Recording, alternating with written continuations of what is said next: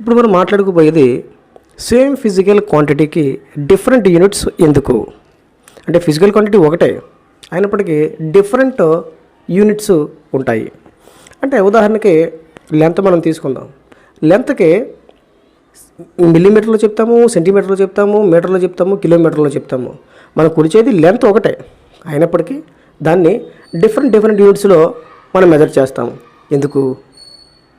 ఎందుకంటే according to our convenience, accuracy, easy calculation. అదేవిధంగా different మనకి మెజర్మెంట్స్ డిఫరెంట్గా ఉన్నాయి.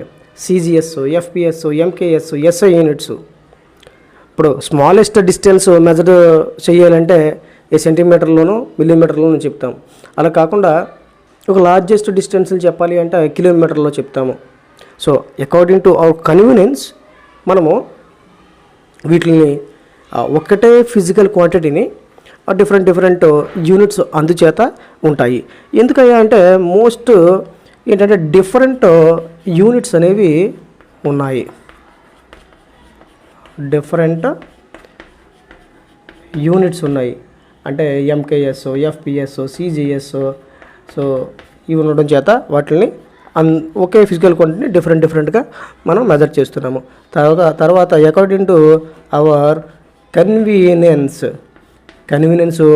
అదేవిధంగా యాక్యురసీ, ఈజీ